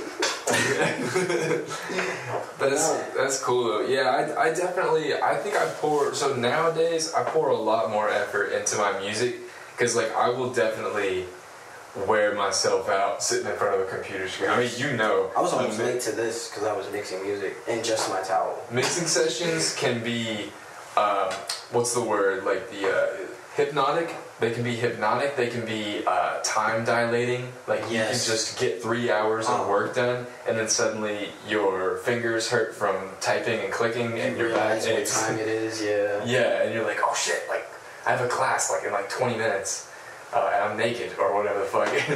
But you're up to something when you're doing it, like, because it wouldn't take your time and attention like that if you weren't doing. If you weren't on the right track, if you weren't accomplishing something. Like there are songs, like especially if you're trying to make a new beat, and you know when the beat is going somewhere, and so you're meticulous. You're still working on it before you switch to another one, before you gassed out with that beat. How long have you been making beats? About a year and a half, roughly. How hard is it to get into making beats? I mean, you just started making beats as well not too long ago. So how hard Keep is in mind, it? I'm still mainly just the writer. I did it so I could understand like the help Eli with the that side of stuff. And I don't write so much, but I mean I write on occasion. It's mostly comedic stuff. I think it's so definitely like the threshold or whatever is pretty high. But once you're past once you can navigate a DAW to the point that you can confidently put on effects on a channel, on an audio channel, you can open up new channels and navigate to like different either stock synths or any sort of like plugins that you bought, that sort of thing, and you are confident about plugging in an external instrument and getting a recording going with that. Those are like 3 basic principles. What software? And knowing the mixing space. Right. And what software you're using? How do you feel about like FL and stuff like that? I think FL's super cool. I don't quite understand it yet. I do watch some like tip videos. That's another They have thing a lot too. of redundancy in terms of tools and just Really? stuff. Like it's way too much in a sense to where you think that I can't use that because I don't know what it does yet. But in reality, it does the exact same thing another way that you would use it. So, I'm not completely sure why, but my choir director used to use FL Studios all the time. Okay, that's interesting. Why? You would think Pro Tools if you're doing anything with voices. Exactly. But he would use FL all the time. I have some Pro Tools plugins actually. Really? They work great in FL. Yeah, I use Logic, and I think like in a lot of ways, Logic and Ableton are extremely similar for production. And then like Pro Tools, it makes sense to me. It's kind of like Audacity on steroids. But freaking right? Yeah. But FL, dude, doesn't quite make sense. It's so I used to think that Logic was more like a canvas where you could paint the sounds that you wanted. But now that about FL. really, yeah, that's what I was gonna say. Like now that I've seen FL, and you got a whole like it's in Ableton, you've got this workspace, like a playground workspace. I've got all of this. You've got this playground workspace where you can like test out new ideas or whatever. That's super cool. You can do the same thing in FL, and then you can just like select a brush tool and literally paint that pattern, no matter what instrument channel. FL is actually really cool. Ableton, you have to know the hotkeys. Like I've been messing around with Ableton. And as a person who does computer science and loves hotkeys, they make life so much easier. In Ableton, if you do the same hotkey twice, you could potentially fuck up everything that you just created. Command Z, Control Z. Yeah, and then after you try to undo it, only undoes like 2 or 3 times and only specific. Damn. settings. It's very complicated. Where did we leave off? Coming at your line. Coming at your line. No, but for real, where did we leave off? We were talking about We were talking about music. Sneeze. We were talking about Sneeze. We were talking about Yeah, we went to a tangent about like how the mixing of certain music. But Yes, yeah, we were talking about FL as like a canvas thing. FL, yeah. But I don't even touch FL, to be honest with you. It just recently came to be available for Mac OS, which is cool. I mean, I love that. I never knew it wasn't.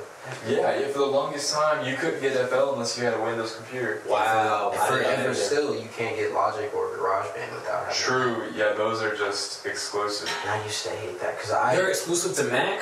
It's I an had no OS application. Wow. And I don't think there's any way, at least that I know of, you could run Mac OS on Windows. You cannot emulate either the OS or the application. Damn. Yeah. Apple and their like being a sole proprietorship, that's one of the benefits because it makes people come back to it. But at the same time, you can't just get your license creation out like that. So me as a person, when I was first starting out, I was trying to use Logic and everything because that's what Eli used. That's what a lot of people use. Right. But I don't have a Mac, and I'm not getting a Mac. You can have FL Studios on Macs though, right? Now you can. Now you can. Couldn't for like probably 6-7 years of it existing. Right? I don't know how long When did that change? But like literally, probably this year or like 2020. Wow. Yeah. Damn, I didn't know that. So, whenever I was in high school, and I thought this was such a good idea. They gave all the students like these little MacBook Airs, like they're like the little versions of the minis, the MacBook Air minis. They gave all the students those, and you got to keep those or whatever if you wanted. Sick! That's right, cool. Right. I already had like a computer, so I didn't keep mine. You had to pay like an extra little bullshit. It wasn't much. Okay. It wasn't much at all. Like, I figured because they wouldn't just. Yeah, exactly. It was like maybe like $65 you had to pay or some bullshit. That's so cheap. Yes, for like it was $800 bullshit. Like, yeah, as long as you pay the little fee, you can keep it. But it was for like college students that were going into college. They have something to go with them to college. How do y'all feel about it? I felt like that was such a good ass idea to give students a laptop. Started doing that, but not with laptops. It was with iPads. And after we fucking left and everything. And that's why I thought the FL was always available on. No. Because I felt like niggas had the FL on their laptops. Damn. Now, if it was a Mac at that time, apparently it wouldn't have been. But it was a Mac. I will say, doing that, that's one of the responsibilities of a school, in my opinion. Because then you're not making it a individual basis type of thing where this household could have this household could have that. When if I need this for school and you're the school and it's a public school, right? Give that shit to me, and I don't have to keep it. You can request it back. It can be like a textbook when you give that shit to me and sign it out to me. Sign me out a laptop the same way you do now. Like most schools do it now, but it shouldn't be one of those things where one school has it and another school doesn't. You feel me? Because now you're giving public education incentives that other people don't. Which I get it if you, in order to install that type of policy, you have to test it out in different areas. But my parents were kind of trifling. Like I had the option to go ahead and take that mini like laptop or whatever from my school, but they were like, hell no! Like you gonna take all your graduation money. You gonna buy you a laptop. Okay. Yeah, they made me take all my graduation money and buy a laptop. Parents do that shit to try and, I get it's character building in a way. And like when I was younger actually, my school did this in a sense, but it was more so they gave us a laptop to do this specific program. Right. To get some credit or whatever the fuck we were doing. But my mom had me do that, and at the end you got to choose to keep the laptop. My mom was like, well, someone else less fortunate could use that laptop. And I was like, what the fuck? That's the same way. That's the same way my parents thought. What the fuck are we right We could have used that laptop. I could have been on. Granted, when I was younger, I was into computers like I still do now, but way heavier and primarily. So I was doing a lot of fuck shit on computers. So I get why she didn't get it for me then, but nigga, that excuse she gave. What you mean by fuck shit on the computer? So piracy. Not piracy. I didn't pirate stuff until. I actually really didn't pirate stuff until the PSP when I would pirate games technically. But I would like set up different hacking stuff and like just trying to learn about it because I was doing it in school, so I would be coding and everything. And so I tried to do it at home, and I guess she thought I was bullshitting, but she didn't like me playing games on her computer. And I figured out how to install and number one, get past her parental restrictions and everything. So I would install shit into the computer, and I'd come back the next day and be deleted. This nigga a little bandit out here. I'd be like, what the fuck, bro? Did she delete the game? So I had to go back in and install the game because my dumb ass thinking it just deleted out of nowhere or it reset. I started taking it to head whenever my mom would say, hey, parents are kind of smarter, because looking back, I'm like, hey, what the fuck are you doing? She obviously knew. I would name my username, my name, and shit like that, like to log on to the computer. So you know how you can see how many users are logging on. He said user's name, Kristen. No, it would be a large icon. But trial and error, I learned how to hide icons and stuff. So I started learning out system configuration files from trying to be sneaky and shit like that. Trying to be sneaky. You can hide files easier on Windows than Mac, I will give it that. And see, the operability you have in a Mac, or not with a Mac, but with the Windows, that's the only reason I'll never go with a Mac. Then again, you also can't make Mac OS shit itself. There is no System 32 to delete. You also can't do that to me unless I'm on a porn site or on some crazy wild You shit. get a virus, execute, delete System System 32. But Yeah, no, that's fair. And they do make viruses for Macs. And like, there's a bunch of myths that are out there that's just like, Macs are so great. Macs are, it's just another tool, man. It's just like, fuck Steve Jobs. you don't use, I mean, yeah, you could make a hole with a drill press or a hand drill, but there are just certain situations where you need a hand drill, and sometimes you need the steadiness of a drill press. It's like, whatever. Feel that. Well, this is a little off topic, Ben. Definitely. So I just wanted to know, bro, like, so what do you feel like you wanted to, like, I guess, capitalize more on? Do you feel like you wanted to kind of go towards, like, a more artistic route?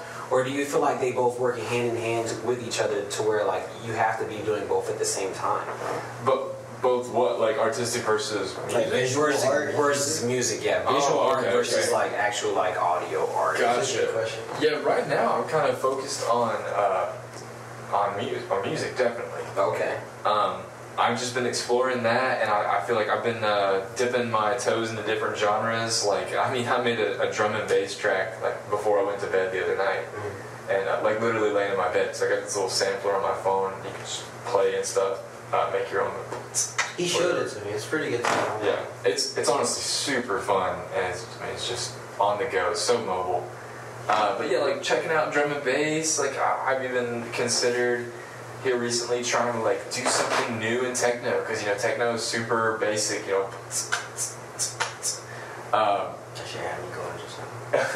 Like just trying to find new ways to kind of like Jay-Z memes.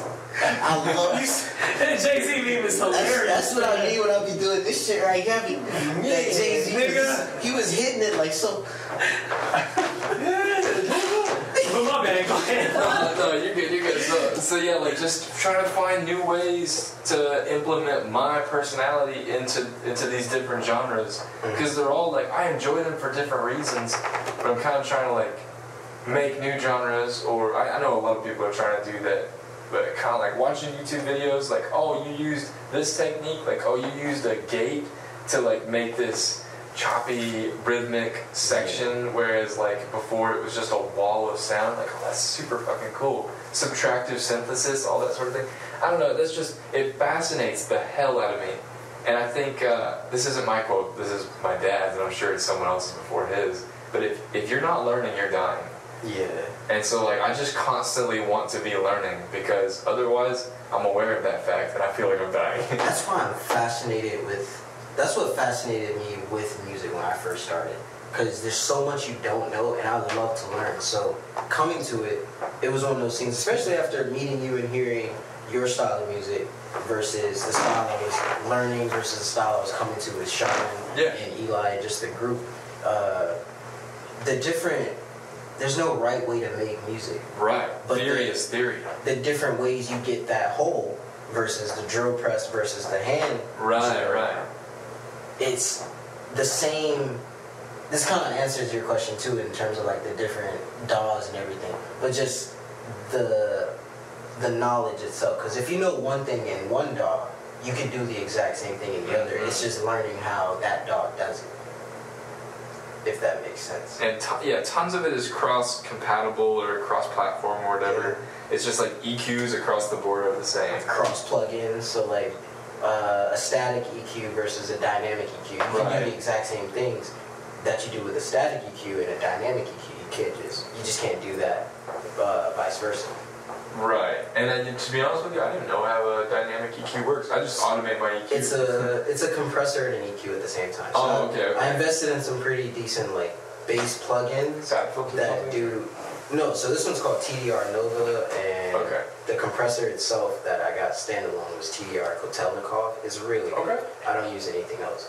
But the dynamic compressor, dynamic EQ, it works as an EQ and a compressor at the same time. Sick. So say you wanted to EQ out a certain sound, and you wanted it to cut harsher without muddying the actual waveform. You could tell it to, okay, I'm going to cue it right here, and then have it cut or boost at a certain range. Almost like a multipressor or like a sidechain. So it becomes a multi-band compressor, but it's still an EQ at the same time. Okay. It's an EQ at its base level, and then it has a compressor built into it, which allows multi-band compressing functionality. But there's just so much to learn in music. I mean, that's specifically like that little pivot we just talked about is mixing stuff and like audio engineer stuff. But then even outside of that, in like just solely looking at composition, there's so much to be had with like diving into classical music theory versus, I mean, I kind of was obsessed for a little while with microtonal music theory. Now, I don't understand the math behind it whatsoever. You start stacking 8 notes and only one of them is in like your regular A, B, C, D, E. Using that for vocal mixing, like, cause I studied a bit of music theory just to be good at auto-tuning. Sure. And so when you use classical audio, I call them configurations because I'm a fucking scientific guy, but using different theories of music, so like Mixolydian and Dorian, using that for not your typical tuning measure would be good. So if you wanted to sound like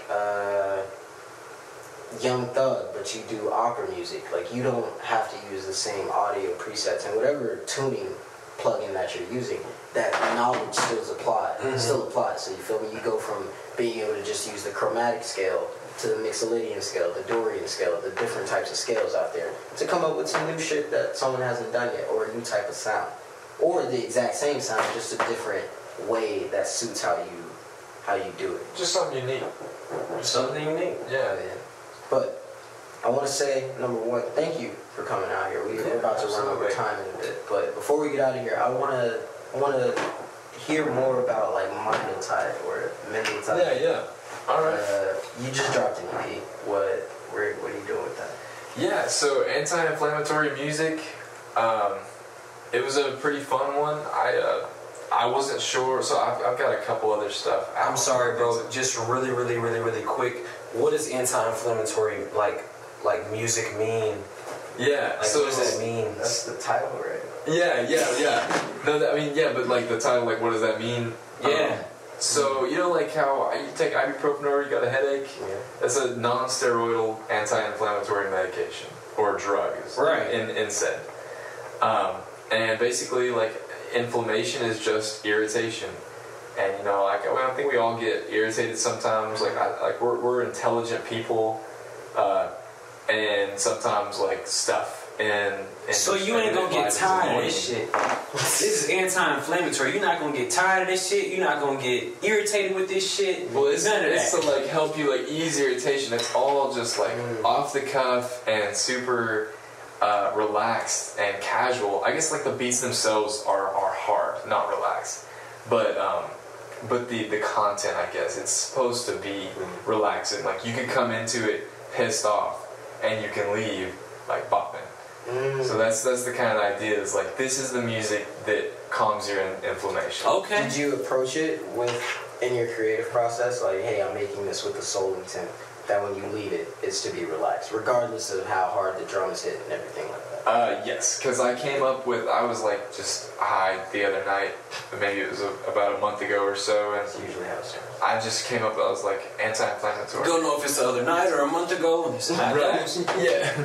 No, exactly. And so I just wrote down anti-inflammatory music because I'll just come up with possible, single EP album names, whatever. Yeah. And then I do what? No, I have a whole note in my phone specifically for that. Exactly. Like you never know when the inspiration's gonna hit, so you just gotta write it down. Yeah. And so I wrote it down, and I leave these pages open on in my journal. I got like probably 5-6 journals.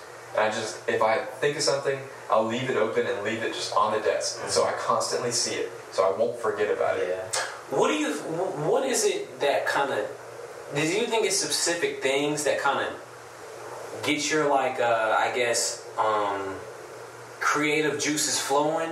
Like, because I feel like, which is super weird, I used to rap like when I was in high school, and every time I'd go to the grocery store, I'd leave the grocery store with so many bars. I'd walk through a grocery store and just bar after bar after bar. I'd be like, yo, why the fuck? But it'd be every time I go to the grocery store, I just get hella bars for some weird reason. And same thing with any type of function, thing where it's Washing hella dishes. people, For me, it's always washing dishes. any type of Like- function will just be like, shit, okay, there goes a whole bunch of Oh, you fucking meant like problems. function, like you're out, like a social Like- gathering type function? Like anywhere where it's a whole lot of people walking around. Or a whole lot of hoes. Either a whole lot of hoes or just a whole lot of people, because Memphis has so many events where there's so many people there, so you just catch certain vibes from there. And I felt like whenever I would go to the grocery store, I just be walking past so many people and seeing so many different types of people, and like seeing so many different types of lifestyles and shit like that. And because I feel like sometimes you could look at somebody at the grocery store and be like, I know exactly what the fuck your ass is looking for. So I feel like with them different type of vibes and lifestyles that I'm passing by, I'm like, damn, I got bars for y'all ass right now. What is it for you that makes you feel that way? Yeah, I don't know. I mean, definitely skating a little bit, kind of like the freedom of. You were asking me longboarding versus skating earlier. I'm big on the whole just like don't bomb a hill necessarily for the speed, just kind of like carve it, you know, like Right. get as deep into it and dig and make your thighs burn and that sort of thing. And I don't know when you're so caught up and like focusing on I skate barefoot, right? So you don't want to wreck. And yeah, just I never want to wreck because I know that's gonna just be horrible. So I'm constantly focused on, you know, should I run this stop sign? Can I hear a car around the corner? Like I skate with headphones on, so I'll pull a headphone and I'll be like, no, I can't hear anything. Or if it's dark-ish at night, be like, I can't see lights. Generally, I don't skate at night, but anyways, it's like that sort of thing. You're focused on something else, and that leaves this other like part of your brain to just wander without any parameter whatsoever. And when that happens, it always ends up that when I snap to, I'm like, okay, I'm cool, I'm safe, I've ridden this route, I'm gonna like, you know, kick a couple times, push or whatever, hop back on, and that last thing that was in my head other than skating pops up. And I'm like, oh yeah, that's cool. Sometimes if I'm listening to music, it's like, alright, cool, like he took the kick out, and it's like an arrangement thing, right? That's what I've been focused on here recently. It's just like how to arrange to build tension, to release that tension, to like create a new mind space for somebody else, or not somebody else, but just like a new mind space entirely from the original beat. Just taking you through these this like dance in your head, this emotional dance. So that's what I've been thinking about recently is how people do arrangements, but sometimes other things too. Like I'll be thinking about what I need to do later on that day. Like, oh yeah, I left my laundry in the freaking washer. Like it's gonna get sour. I better turn back and go put it in the dryer. So stuff like that. Anything that I'm doing that keeps me active helps me be productive in other things as well. Definitely. Okay. I used to hate washing. Like I still do hate washing dishes. That's the one chore I don't like. But it's because it's a bittersweet feeling. It's because I know how peaceful I am at my base when I'm washing dishes. Okay. And it's kind of the same like flow state where your brain is focused on one thing but able to escape in another. And wander. Because I would write my best stuff. Wow. Well, not even write it. I would think of my best stuff while I'm doing dishes, but my hands would be wet. And Right. the only thing I would have to write down what I just came up with, and that's after going through a whole like 16 of just the hardest shit I've already said. But like, I should be writing this down. I would try to write it down. Can't fucking get it because my hands are wet, so it's messing with what I type or trying to remember what I said. How do you capture what you come up with in between those moments of like focus and unfocus? Yeah, I love those monotonous like rhythmic Cause things. I'm trying to skate. Pattern things. I can't write and skate. I mean, yeah, so like having like sweaty hands or whatever from skating would make it difficult. Siri's my best friend, dude. You use Siri? I use Siri to make notes all the time, and I can trigger Siri from You my wouldn't watch. even be able to do it, bro. Like My this Siri nigga is Siri is just Italian. like Italian or some shit. Oh, that's right. Yeah. I gotta rap in Italiano in order for her to pick it up, and she still wouldn't get it. I don't know if She still. I don't know if it's my actual speaking of Italian or if it's a Siri like, hey, Siri can't understand what Some someone's women. saying. Yeah. Yeah. But she never, unless I'm asking about the time or the weather, she never knows. She never knows the fuck I'm saying. If it's skating, I'll just hop off. Like if I feel like it's novel enough, I will just hop off the board and write that shit down and then keep going, and it'll keep coming. It's like what's that?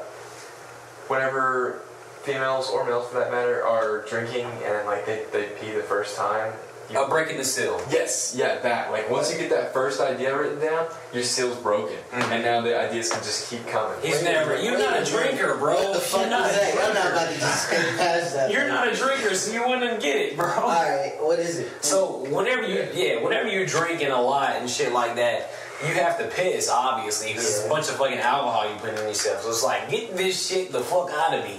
So you have to pee all the time. Oh. Yeah. But whenever you break the seal, you have to pee more frequently. Yeah. But whenever you hold it, it's like it's not as bad. So whenever you break the seal, it's like, okay, you're just gonna have to fucking pee over and over and over and over again from now. Okay, that makes sense. Yeah. You broken the seal. Breaking the seal. But with ideas. Yeah.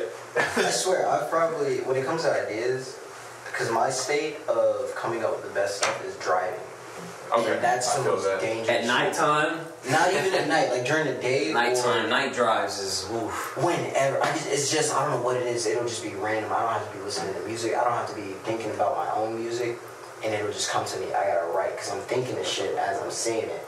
Or just thinking it, and then go, oh shit, now I gotta write it. And I'll write the fuck out of some bars while I'm driving. On me. I don't, because I use the That's slide scary. function of my phone. Oh, that is actually When baller. iPhones added that, I was Yeah. so happy, because it's all Android ever really had over it. That and the ability to treat your phone like a computer and manipulate it. But dude, you could do you can basically type out everything you want by sliding.